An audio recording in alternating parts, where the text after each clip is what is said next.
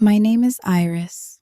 I know my name because it is the name on the hospital bracelet they put on my wrist after the accident. I did not know my name when I woke up. I did not know anything. I opened my eyes and there was a white ceiling and a man sitting in a chair beside the bed. He was watching me when I woke up. He had dark hair and tired eyes. He looked like someone who had not slept in a long time. When he saw me looking at him, he sat up straighter. He said, "You are awake." His voice was careful, like he was afraid of startling me. I said, "Where am I?" He said, "Hospital." I said, "What happened?" He said, there was an accident." He said, "You have been unconscious for 2 days." I looked at my hands. I looked at the ceiling. I tried to find something familiar in the room and could not find anything. I said, "Who are you?" He paused, just for a moment. Then he said, "My name is Marcus." I said, "Do I know you?" He said, "Yes." He said, "We know each other." I waited for him to say more. He said, "Do not worry about that right now. You need to rest." The doctors came.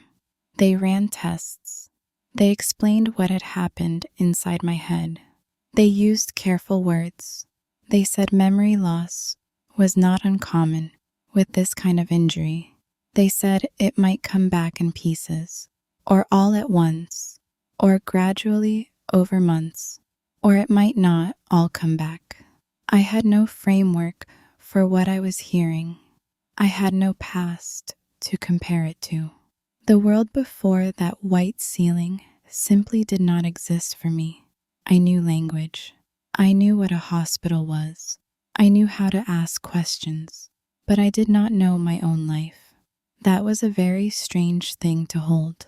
Marcus stayed. He left for a few hours at a time and always came back. He brought things, a bag of clothes, a phone that he said was mine. He showed me the photographs on it, people I did not recognize, places that meant nothing to me. I looked at them like a stranger looking at someone else's life. After 4 days, the hospital released me. The doctors said I was physically recovered enough to leave. They said I needed rest and calm. They said I should be in a familiar environment. Marcus drove me to a house. He said it was mine. I stood in the doorway and looked at a living room and felt nothing. The house was neat, personal. There were books on the shelves, photographs on the walls, plants on the windowsill that needed water. I went from room to room, touching things lightly, trying to feel something that said, "This is yours." I felt nothing. It was like visiting a museum of someone else's life. Marcus stayed in the guest room. He said he wanted to be nearby in case I needed anything. He cooked dinner. We ate at the kitchen table and said very little. He was careful with me. He did not push. He did not fill the silence with things I could not process. That quietness was a kindness. Over the following days, I started asking questions. I asked about myself, about my life. He told me things slowly. My name was Iris. I was 29 years old. I worked as a designer. I had grown up in the north of the country. My parents were both gone. Then I asked about him. I said, "How do we know each other?" He was quiet for a moment. He said, "We are family." I said, "What kind of family?" He said, "You are married to my brother." I looked at him. I said, "I am married." He said, "Yes." I said, "Where is your brother?" Marcus was quiet again. He had a way of being quiet that felt deliberate, like he was choosing what to say. He said, "My brother is not here right now." I said, "Where is he?" He said, "He is away." He said it like those two words were the whole answer. I did not push. I was too tired to push. The days were exhausting, not because of physical pain, but because of the effort of constructing myself from nothing. Every morning I woke up and had to remind myself of the facts of my own life, like studying before an exam. But I noticed things about Marcus. He was kind, not in a performed way, in a real way. He noticed when I was tired before I said so. He made tea the way I apparently liked it, without being told. He said, "You always wanted 2 sugars." I said, "How do you know?" He said, "I have seen you make it." I started to feel safer around him. That felt strange, given that I had no memory of knowing him. But the body knows things the mind does not. Around him, I was calmer. My breathing was steadier. The constant low anxiety of having no past eased slightly in his company. One morning, I found a box in the bedroom closet. It was not hidden exactly, just stored. Inside were documents, my name on some of them, another name on others. David Holt. I brought the box to Marcus. I said, "Who is David Holt?" He looked at the box for a long moment. He said, "David is my brother, your husband." I said, "These papers do not look like marriage papers. They looked like legal documents, arguments in writing, formal language about property and rights." He said, "Things between you and David were complicated." I said, "How complicated?" He sat down. He said, "I need to tell you some things that might be hard to hear." He said, "Before the accident, you were not in a good situation with David." He said, "David is not a kind man." He said it simply and without embellishment. I understood what he meant. He told me carefully, not everything at once. Over several days, in small pieces, he told me the shape of the life I had been living. David controlled things, money, movement, information. I had been trying for some time to find a way out. Marcus had been trying to help me from a distance. The accident was not entirely an accident. There had been a confrontation the night before. I had been driving away. The roads were wet. He did not say more than that. He did not have to. The shape of it was clear enough. I sat with all of this information for a long time. I tried to feel something about David. Fear, anger, grief. I felt none of those things with any clarity. He was a name, a set of facts, a person I could not remember. The body that had lived that life was mine, but the memory of living it was gone. What I did feel was something about Marcus, something I could not easily name. Gratitude that was deeper than gratitude. Recognition that did not depend on memory. He had been sitting in that chair when I opened my eyes. He had been the first thing in my new world. I told him one evening that I did not want David to come back. I said it as a practical statement, not an emotional one. I said, "I need to know if he is coming here." Marcus looked at me for a moment. He said, "He does not know where you are." I said, "Does he know I am alive?" He said, "Yes." I said, "Good. Now what do we do?" That was the beginning of a different kind of conversation, a practical one. Marcus knew lawyers. He made calls. I signed things that I did not fully understand, but trusted him to explain. The shape of leaving a life I could not remember was strange. It was also in some ways easier without the memory of it weighing on every decision. Over the following weeks, I began to remember things. Not in order, not completely. Flashes. An argument in a kitchen. A feeling of walking on a surface that was never safe. The relief of closing a door. I remembered Marcus's voice on a phone call. I remembered him saying, "I will help you." I remembered crying with relief when he said it. I told him one morning that I had remembered the phone call. He looked at me. He did not say anything for a moment. Then he said, "You called me from a gas station. You had 15 minutes before he expected you home. You told me everything in 15 minutes. I said, and you came." He said, "Of course I came." My memory returned slowly over the following months. Not all of it. Some of it stayed gone, but enough came back that I could piece together the full shape of what had happened, the years of it, the gradual way a person can become trapped in a life they did not choose, the way Marcus had been the only person who had seen it clearly from the outside. David did not fight the divorce. He tried at first through lawyers, but when it became clear that certain things were documented and certain people were willing to speak, he stopped fighting. Marcus said he had expected that. He said David's cruelty was the private kind that does not survive exposure. I healed slowly. The memory came back in more pieces. The trauma therapist I saw twice a week said I was doing real work. I was. It was the hardest kind. Reconstructing yourself from the inside out is not something you can hurry. Marcus and I took things slowly, very slowly. We were careful with each other in ways that people who have both been through something hard are careful.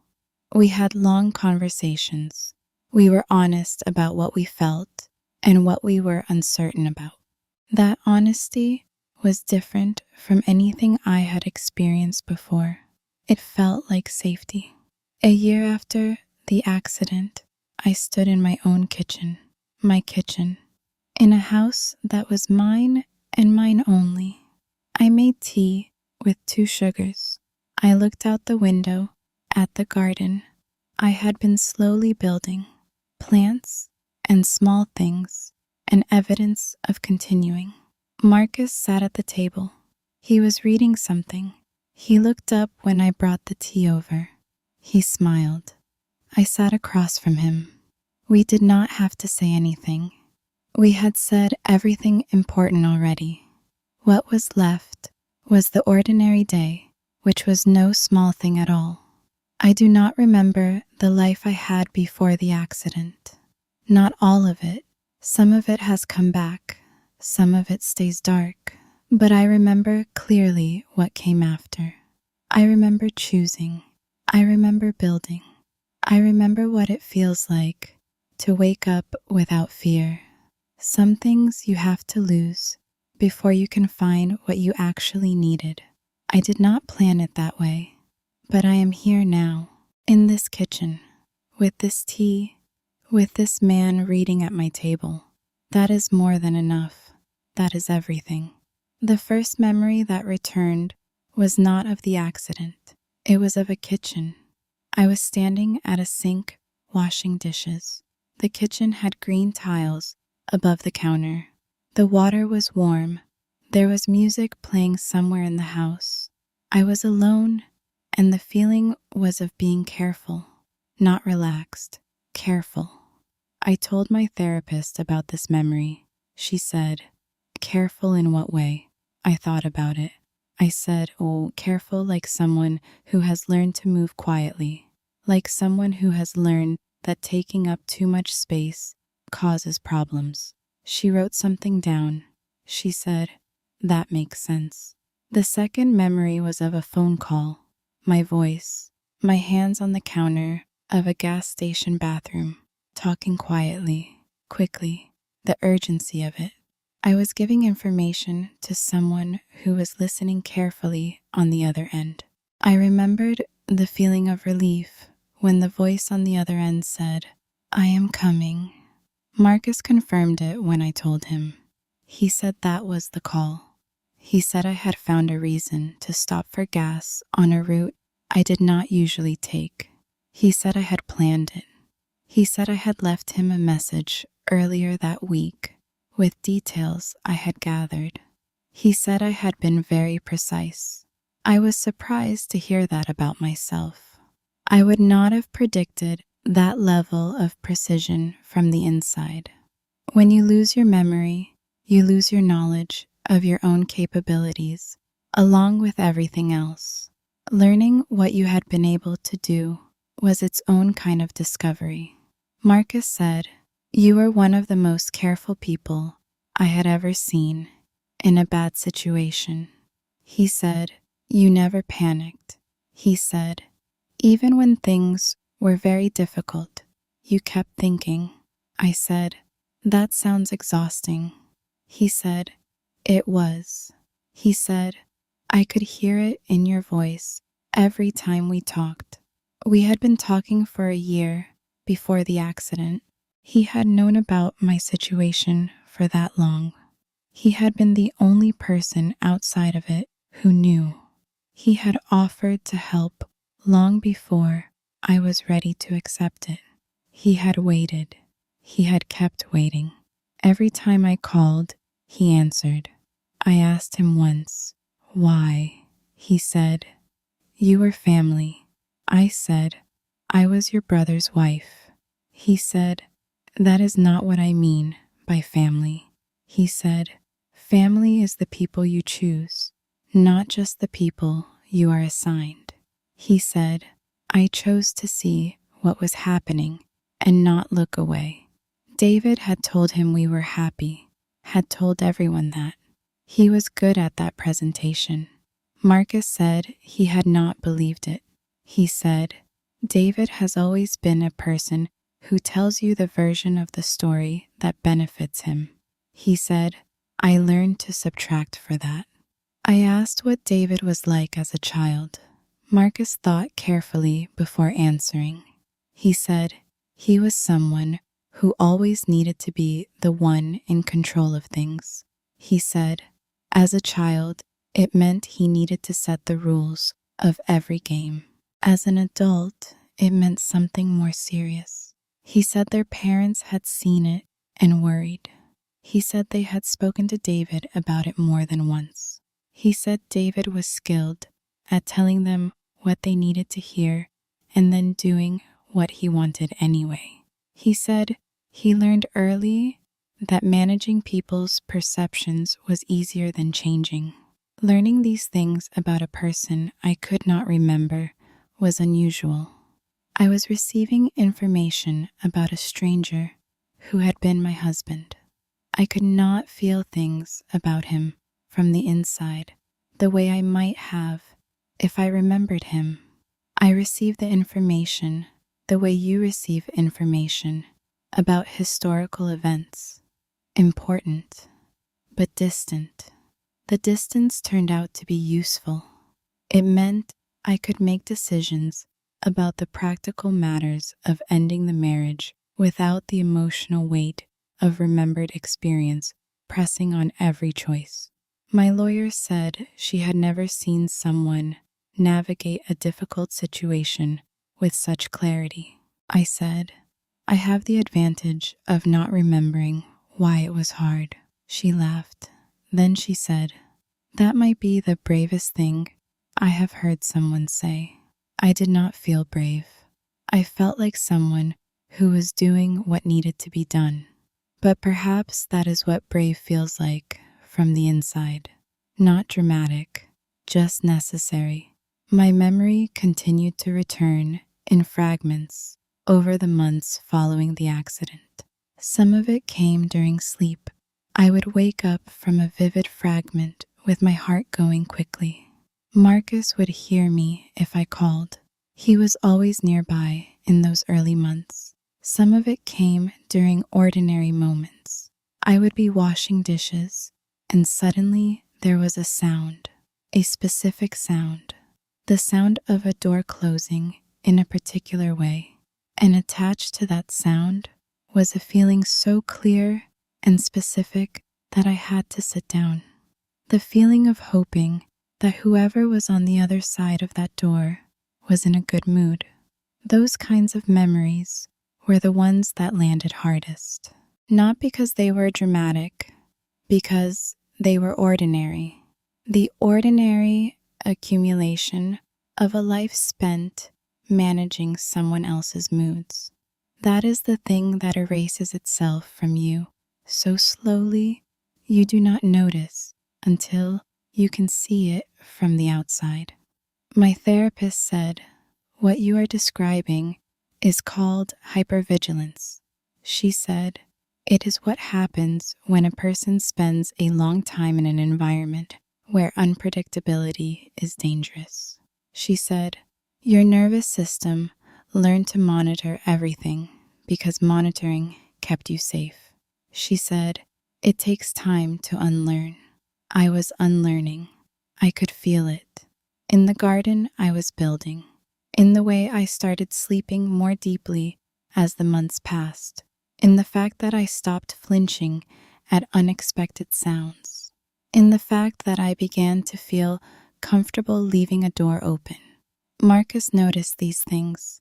He did not comment on them directly, but sometimes I caught him watching me with an expression that was difficult to read. Something that looked like relief, like watching something heal. I said once, you look like you are watching someone recover. He said, I am. I said, it feels different from the inside. He said, how? I said, it feels like arriving. We talked about what we were to each other carefully and honestly, not rushing, not pretending certainty we did not yet have. I said, I do not know how to think about what I feel for you. I said, I do not know how much is real in itself and how much is the circumstances. He said, I have thought about that too. He said, I have known you for 2 years in total, 1 year on the phone and 1 year in person. He said, the person I know is someone I find remarkable. He said, I do not think circumstances created that. I think circumstances just gave me time to see it. We did not rush. We let the time do what time does when you allow it. We had a life together that was built from the actual present, cooking in the kitchen, walking on long Sunday mornings, talking about things we were reading, disagreeing about things that seemed important, the ordinary architecture of 2 people choosing each other. David moved away from the city. I heard that from a distant connection after the divorce. I did not look for more information. He had no claim on my attention anymore. He was a chapter that had closed, not easily or without cost, but completely. I sometimes think about the version of me who made those calls from the gas station, who had gathered information and planned a route and found 15 minutes to put things in motion. I did not know her from the inside, but I respected her enormously. She was someone who had found a way through. I found a photograph once while unpacking some things that had been in storage. It was taken before the accident. I was standing outside, somewhere in autumn light. I looked tired, more tired than I had understood at the time. But I was also looking directly at the camera with something in my eyes that did not look defeated. I showed it to Marcus. He looked at it for a moment. He said, "You look like someone who has decided something." I said, "What do you think I had decided?" He said, "To get out." I said, "I think you are right." He said, "That person made it possible for you to be here." I said, "I know. I think about her. I think about her in the garden especially. She would have liked the garden. She would have liked the slow, deliberate growing of it, the planning and the patience and the arrival of things in their own time. She would have liked sitting here on a Sunday morning with someone who chose to be here. We are here. Sunday mornings, long walks, two people who found each other in the way that things sometimes find each other. Not planned, not easy, but real, completely real. That is the only thing I know for certain about any of it, that what is here now is real. The garden is where I think most clearly. I go out there on mornings when I need to sort something through. There is something about soil and small growing things that returns you to the correct scale of things. Problems that felt very large inside the house become manageable outside in the light. I planted the garden in my second spring at the house. Before that, the space had been neglected. Weeds and overgrown grass, and one very stubborn rose bush that had survived years without care. I cleared it myself over 3 weekends. Marcus helped on the third one. He showed up on a Saturday morning unannounced. He said he was passing and thought he could be useful. He was wearing old clothes, and he looked like someone who had thought about it before coming. I gave him gloves. We worked for 4 hours and said very little, and that silence was easy, in a way that easy silence is. By the end of that Saturday, we had the beginnings of a garden. Not beautiful yet, the beginnings of one, potential rather than presence. That felt like the right description for many things that spring. Everything was potential. Everything was just beginning. He brought me a plant the following week, a small thing in a terracotta pot. He said he did not know much about plants, but the woman at the nursery said it was difficult to kill. I said, that is the only kind I trust. I put it on the kitchen windowsill. It has been there since then. That plant has moved with us. When we eventually moved to a different house, we took it. It is larger now. It has a slightly unruly shape because I do not prune it as often as I probably should. Marcus says it looks like it is doing whatever it wants. I said, that is exactly what I like about it. We laugh a lot. I did not know I was a person who laughed a lot until I had a life where laughing felt safe. That sounds like a sad thing to say, but it is not really. It is just true. Some discoveries about yourself are only possible in the right conditions. Laughter requires safety. My therapist said once that humor is one of the last things to return after a long period of stress. She said the body conserves it because it is not necessary for survival. It is only available when the system believes the danger has passed. She said, the fact that you laugh easily now is actually a significant sign. I told Marcus what she had said. He said, I noticed. He said, the first year you smiled, but the laughing took time. I said, when did you first notice me laugh? He said, there was an afternoon when you were on the phone with your friend and you laughed at something she said. He said, I was in the kitchen and I heard it and I stood very still. I asked why he stood still.